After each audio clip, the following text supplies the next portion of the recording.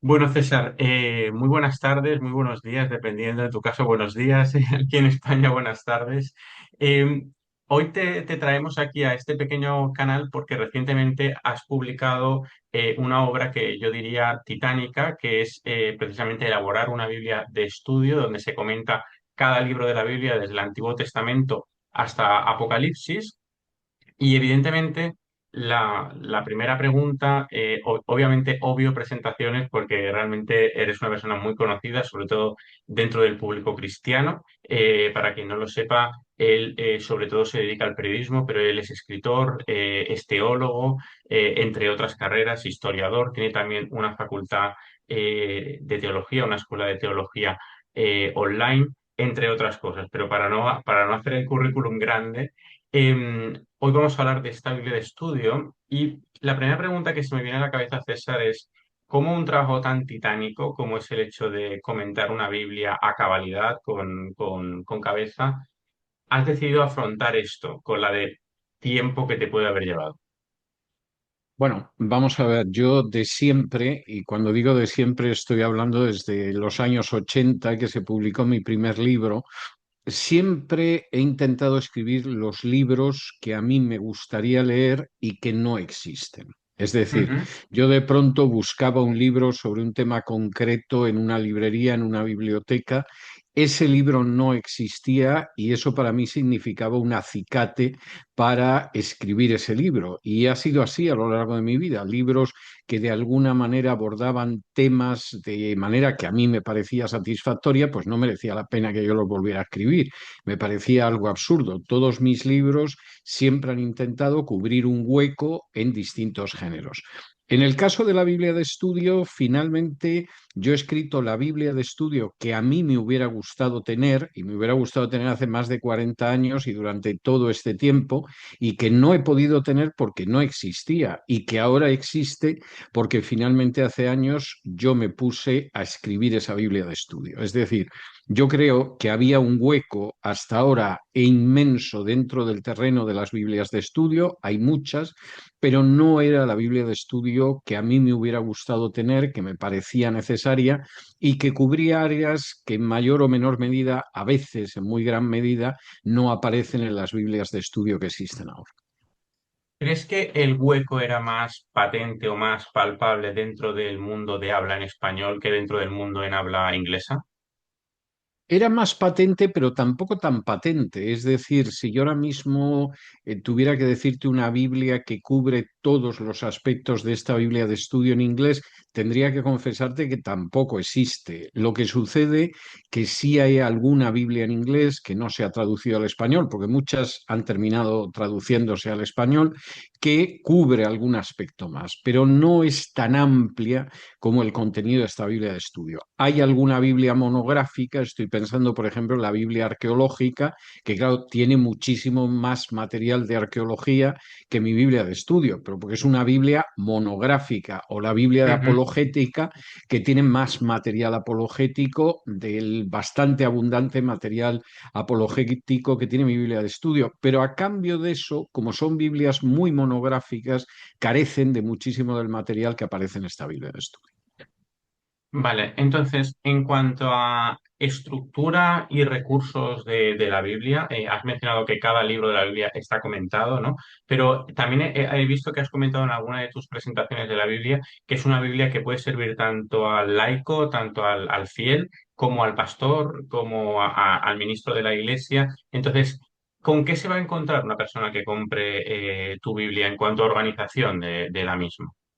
Vamos a ver, esta Biblia contiene al menos 10 áreas, creo que no las vamos a poder desarrollar todas, pero contiene al menos 10 áreas que no están presentes en otras Biblias de estudio. Primero, como tú adelantabas, tiene un comentario capítulo por capítulo, versículo por versículo de todos los libros de la Biblia. La persona que tiene esta Biblia de estudio va a tener un comentario completo a Romanos, un comentario completo a Éxodo, un comentario completo a Isaías, un comentario completo, yo diría que completísimo, a Apocalipsis o a Daniel o a Mateo. De manera Ujú. que tiene ya de por sí un comentario bíblico de cada libro con los únicos matices de Proverbios y de Salmos, que por la propia estructura, en el caso de los Salmos, hay una pequeña introducción en todos y cada uno de los 150 Salmos, y en Proverbios el comentario está más bien agrupado en secciones. Pero el resto de los libros es un comentario capítulo por capítulo y versículo por versículo. Esa es una gran diferencia que incorpora un comentario de toda la Biblia a la Biblia de estudio.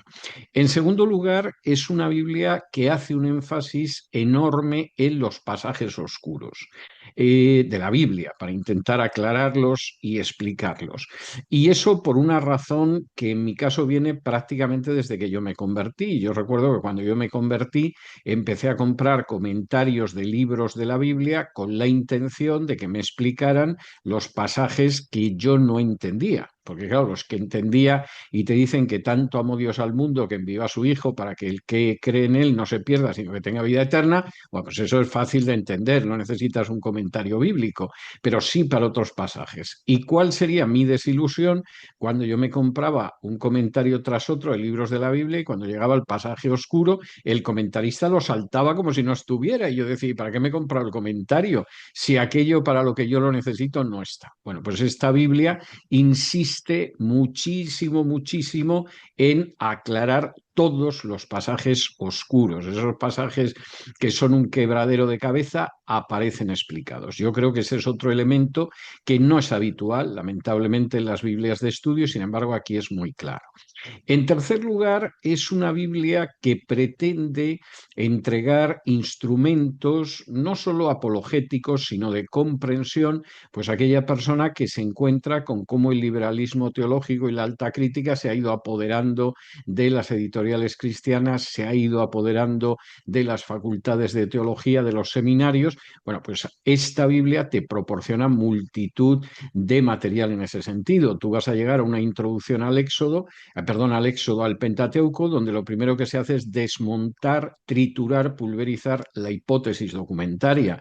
Vas a llegar a Isaías y te va a mostrar por qué la segunda parte de Isaías la escribió la misma persona que la primera parte de Isaías, que es Isaías. Vas a llegar a Daniel y te va a mostrar cómo Daniel es un libro escrito en el siglo VI antes de Cristo y no en el siglo segundo, como pretende la crítica liberal siguiendo al pagano Porfirio del siglo segundo, por cierto, pero después Ujú, de ujú. Cristo.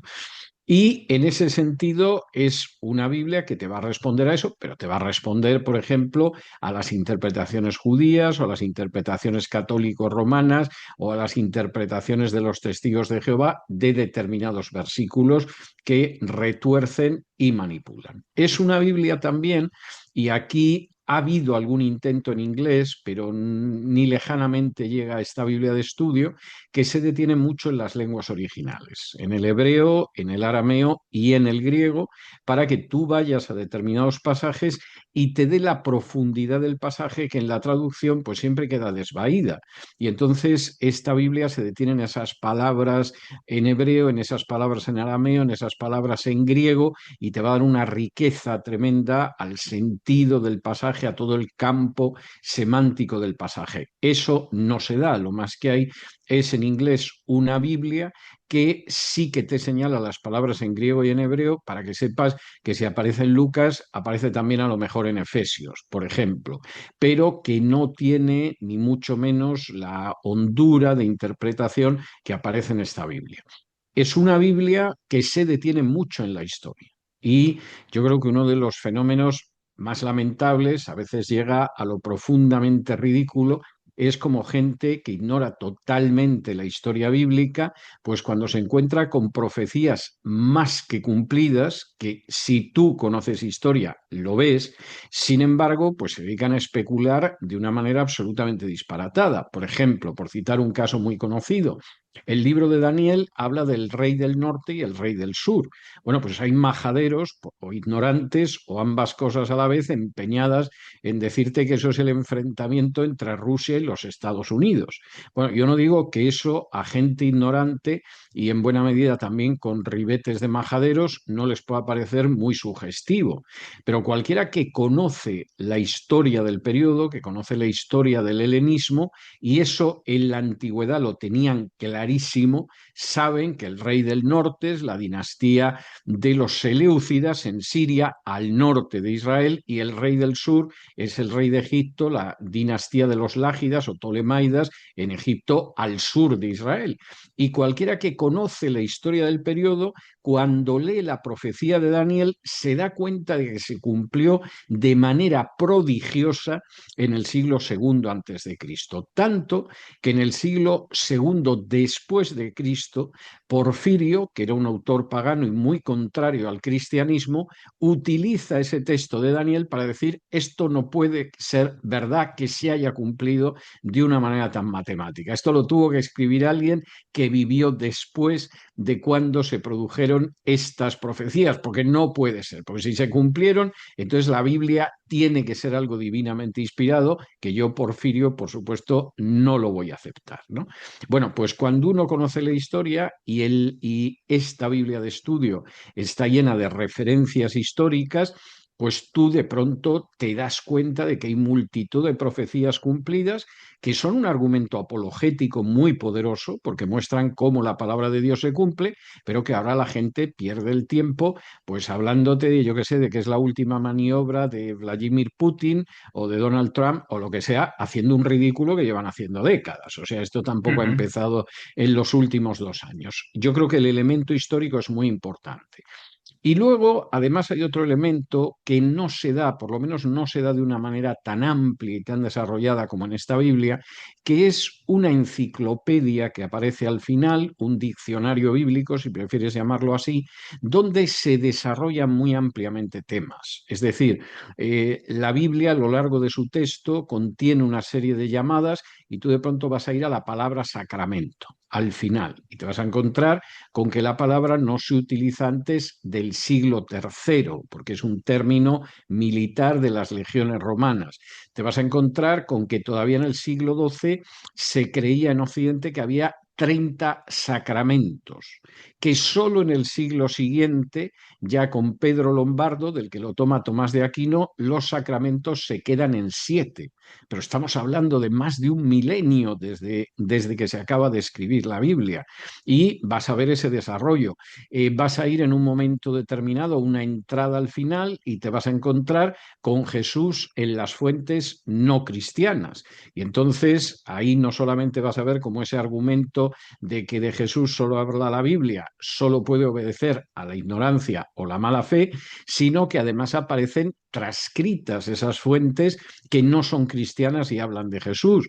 No solo los autores clásicos, no solo Flavio Josefo, sino, por ejemplo, la literatura rabínica y todo lo que la literatura rabínica dice acerca de Jesús, etcétera, etcétera, etcétera. Y ahí efectivamente te vas a encontrar con muchísimas referencias.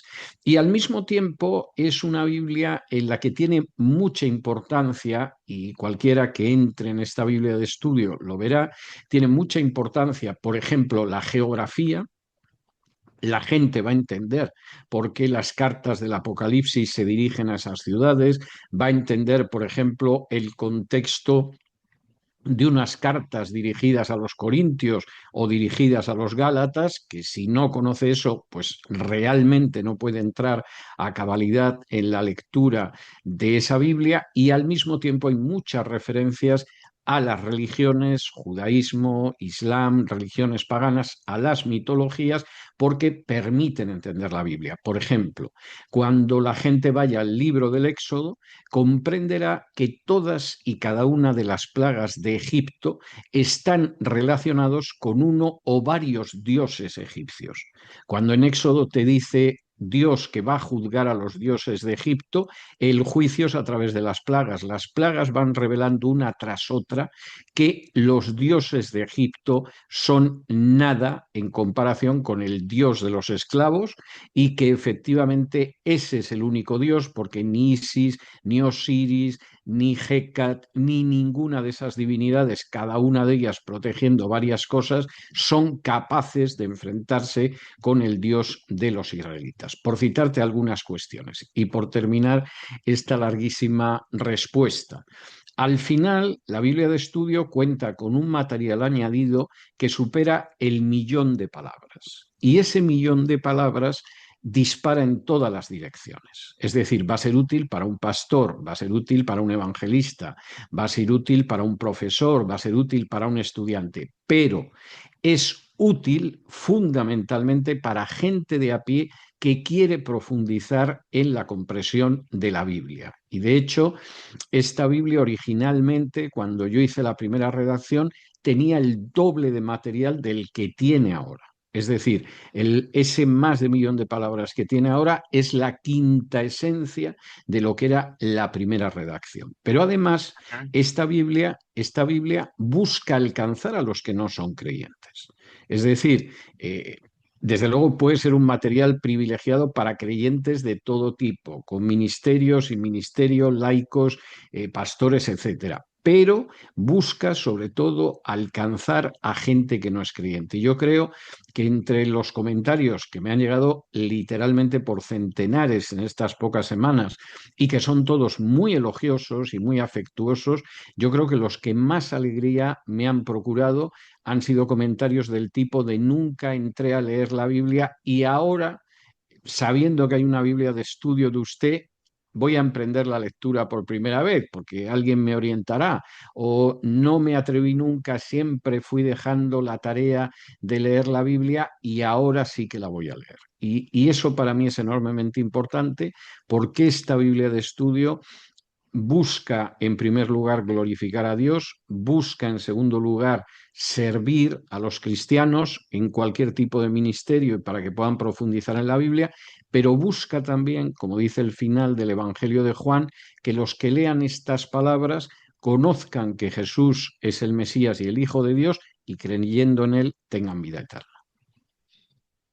Hay una pregunta, creo que te llegué a comentar el otro día, que si, digamos, nos asomamos por la ventana, eh, hay gente católica que también ha sido consciente de que has lanzado una Biblia, ¿no? Y vamos a decir que con ignorancia o con mala intención, dice, bueno, sí, esta Biblia le faltan libros. Sí, esa Eh, tontería la he oído mucho, sí. ¿Qué podemos, qué podemos decir al respecto? ¿A qué se están refiriendo cuando hablan de eso? Bueno, vamos a ver, esta Biblia, un año antes de salir a la calle, yo creo que más de un año antes, ya había provocado reacciones. Entonces, había muchas reacciones positivas en el sentido de estamos esperando con ansiedad lo que va a ser y esperamos que sea buena, etcétera, etcétera. Y había reacciones de inquietud. Las reacciones de inquietud fundamentalmente han procedido de dos orígenes.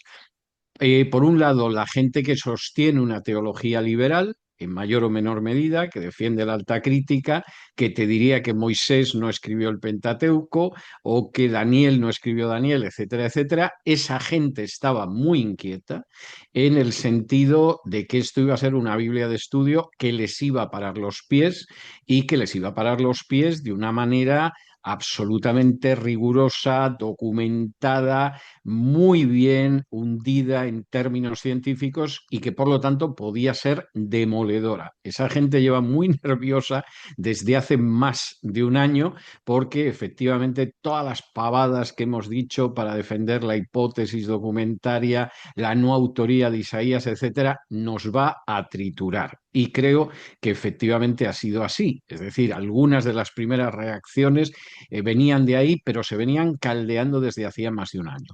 El otro foco ha sido de católicos, es decir, igual que ha habido católicos que han dicho, hombre, pues me interesa leer la Biblia de estudio, va a ser muy interesante contrastar, había otros que estaban muy inquietos y lógicamente estaban muy inquietos porque efectivamente aquí la idea es que de pronto, pues yo qué sé, vamos a ir al famoso texto de Mateo 16-18 sobre la piedra que el obispo de Roma pretendió varios siglos después de Cristo, que no era nada más que Pedro y por supuesto todos los que supuestamente le habían sucedido en Roma, y ahí te vas a encontrar con una nota demoledora donde gramaticalmente se demuestra que eso es un disparate, históricamente se demuestra que la inmensa mayoría de los padres jamás pensaron que la piedra fuera Pedro e incluso el propio Agustín, siglo V estamos hablando ya, en sus retractaciones dice claramente que la piedra no puede ser Pedro bajo ningún sentido,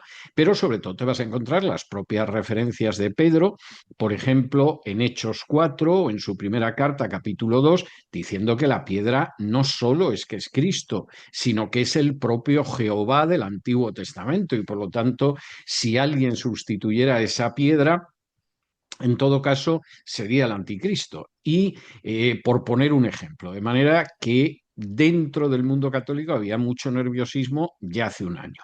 Claro, ¿qué vas a objetar a lo que son argumentos bíblicos y argumentos históricos?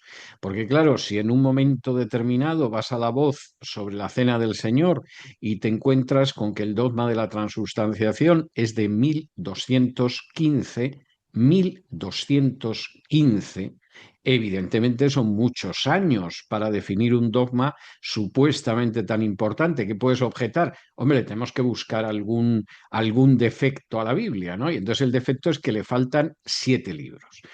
Esto es un disparate de unas dimensiones que a mí me hace más reír que otra cosa, porque claro, los 7 libros son los 7 libros apócrifos del Antiguo Testamento que la Iglesia Católico Romana decidió incluir en el canon durante la Edad Media y que no están en el canon por la sencilla razón de que no están en el canon judío. Es decir, los judíos que definen el canon del Antiguo Testamento estaban más que definido en la época de Jesús, pues evidentemente excluyen 7 libros que ellos saben que no están inspirados. ¿Por qué no está inspirado pues un Judith? ¿Por qué no está inspirado, por ejemplo, los libros de Macabeos?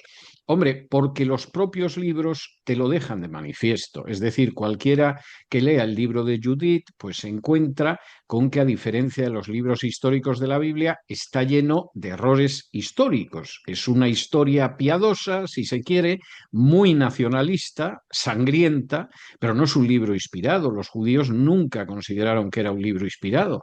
Pero es que tú vas al segundo libro de Macabeos, te lees el final y el autor del libro de Macabeos te dice que ha intentado hacerlo lo mejor posible, como el que mezcla un poco de agua con vino, que espera haber obtenido un resultado y que pide la benevolencia del lector. O sea, ¿alguien se imagina al autor del Evangelio de Mateo o a Pablo escribiendo Romanos al final diciendo, hombre, me hubiera gustado que os guste la carta, si la carta no ha terminado de gustaros, bien que lo siento porque yo me he esforzado? Esto es impensable en un libro inspirado. Y entonces, claro, la persona que dice esto, lo primero que pone de manifiesto es que no tiene ni idea de cuáles son los libros del canon y que además de que no sabe cuáles son esos libros del canon, pues hace el ridículo, porque se cree que un canon establecido ya bien avanzado en la Edad Media por el obispo de Roma era el mismo canon que tenían los primeros cristianos. De Y alguno hecho, podría preguntar, y termino de responderte y me puedes interrumpir tranquilamente, alguno podría preguntar, ¿y cómo está usted convencido de que esos libros no estaban en el canon? Pues porque ni Jesús, ni los apóstoles, ni los judíos de la época los mencionaron jamás. Entonces, Jesús cita de los libros del Antiguo Testamento. Cuando se aparece a los discípulos de Maús, Lucas dice que empezó a hablarles por Moisés, siguió por los profetas y llegó a la última parte que eran los escritos, lo que los judíos llaman Ketubim, pero jamás citó de uno de los 7 libros apócrifos. Y el Nuevo Testamento, lo que son escritos apostólicos, jamás citan de Eclesiástico, de Tobías, de Macabeos, etcétera, etcétera. Pues los judíos consideraron que eran libros de un cierto interés, como otros muchos libros del periodo intertestamentario, pero jamás los han considerado inspirados. Esto es fruto de la ignorancia de los obispos romanos durante la Edad Media. muchas veces si te coges incluso Biblias católicas, se denomina esto la apócrifa o deuterocanónicos, es decir, que están después del canon o incluso apócrifa, el propio nombre ya te revela en qué categoría están, es decir, que no todos los libros, inclusive en una Biblia que esté con esos libros, están en el mismo rango. Esto te lo reconocen No, las Biblias esto te lo católicas. reconocería incluso cualquier católico con un mínimo de instrucción. El problema, vamos a ver, esto nos desviaría de la Biblia de estudio, pero tengo que dedicarle por lo menos un minuto ya que lo has sacado a colación. Vamos a ver, el católico de a pie, que tristemente es muy ignorante y que no solo es que no conoce la Biblia, es que no conoce la historia del cristianismo, tiene la idea peregrina de que la Iglesia Católica del siglo XXI es igual que la del siglo I. Hombre, con que se molestara en leer el libro de los Hechos de los Apóstoles en el Nuevo Testamento, vería que eso no es así ni por lejanísima aproximación.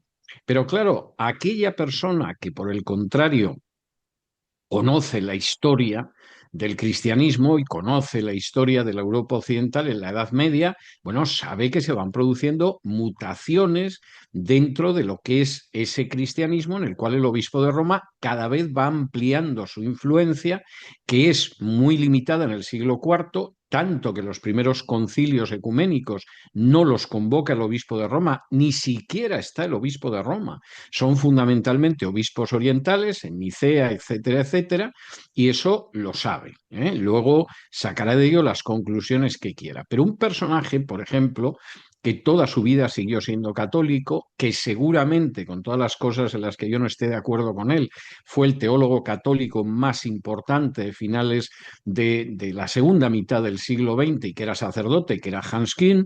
Bueno, pues Hans Küng, tanto en su libro Cristianismo, donde él intenta describir toda la historia del cristianismo en lo que llama paradigmas del cristianismo, como en un libro que a mí me parece históricamente muy interesante, que se llama La Iglesia Católica. Él dice claramente que el papado se desarrolla durante la Edad Media sobre la base de falsificaciones históricas, no solo la Donatio Constantini, sino las pseudo-isidorianas, y cómo esos documentos falsificados en la Cancillería Vaticana fueron docenas y docenas y se falsificaron muy claramente. En algún caso, como por ejemplo en el caso de la Donatio Constantini, bueno, en el siglo XV va a ser un cardenal que era humanista, que era Lorenzo Valla, el que descubre que es una falsificación sobre la que durante prácticamente 700 años se han basado las pretensiones del papado de dominio y de supremacía. Y, de hecho, el Vaticano no va a reconocer que es una falsificación hasta finales del siglo XVIII. Es decir, todavía tardaría casi 4 siglos en reconocer la falsificación. Y bueno, pues la mayoría de los católicos de a pie ignoran esto. El historiador católico sabe que esa es una falsificación, como las pseudo-isidorianas, etcétera. Un episodio que le divertía mucho a Hans Küng, aunque a mí me parece muy triste, pues es la bula papal Qui Quorundam de la Edad Media, donde el Papa declara que la creencia en la infalibilidad papal es una doctrina diabólica. Pero sin embargo sabemos que en 1871 se convirtió en un dogma de la Iglesia Católica. Entonces, ahí hay una serie de desarrollos históricos que aparecen en muchas de las entradas de esta Biblia de estudio, en la enciclopedia del final. Hombre, pues para que veas cómo ha variado el concepto de lo que es un obispo, del supervisor, que es lo que significa la palabra episcopos, supervisor Ujú. literalmente, bueno, pues a un personaje dentro de una jerarquía por encima de otra parte del clero, etcétera, cómo han evolucionado la visión de los sacramentos, etcétera, etcétera, ¿no? Aparte del comentario al texto bíblico. Entonces, yo comprendo que por un lado haya gente dentro de cierto sector del mundo católico que esto le provoque una profunda inquietud, porque esa idea de que la Iglesia Católica del siglo XXI es la del siglo I, pues se tambalea, pero se tambalea no por lo que yo escriba, se tambalea porque es falsa radicalmente y cualquiera que conozca la historia de la Edad Media y la historia del cristianismo medieval, pues lo sabe. O sea, eso tiene poca vuelta de hoja y en fin, por citar un libro clásico de un medievalista, que yo no sé si creía en algo, pero era seguramente el primer medievalista francés, que era Jacques Le Goff. Bueno, pues Jacques Le Goff escribió un libro que se llama El nacimiento del purgatorio, que puede haber católicos empeñados en que la Biblia habla del purgatorio, cosa que no es cierta. Pero es que Jacques Le Goff te demuestra cómo el purgatorio es una doctrina que aparece muy avanzada a la Edad Media, cuando la salvación, tal como se enseña en el Nuevo Testamento, queda extirpada de las creencias católicas y entonces cuando tú crees en una salvación por obras, pues te das cuenta de que hay algunos supuestamente muy buenos que se salvarán, unos muy malos que seguramente se condenan y la inmensa mayoría queda en una tierra de nadie. Bueno, pues la vamos a ayudar a través de la invención del purgatorio. Y ese libro de Le Goff es magnífico. Por cierto, y acabo con esto, complementado por un libro que se publicó hace pocos años de otro historiador francés que ha estudiado la antigüedad para decir si es verdad que la doctrina del purgatorio surge en la Edad Media, pero su inspiración está en el sueño de Escipión de Marco Tulio Cicerón, porque Escipión en ese libro de Cicerón es el primero que habla de que al morir se va a un lugar de purificación para poder tener la bienaventuranza eterna. De modo que en la Edad Media alguien debió de leer a Cicerón y aparte de darse cuenta de que era un maestro de la lengua latina, debió de pensar que esto del sueño de Escipión no está tan mal traído.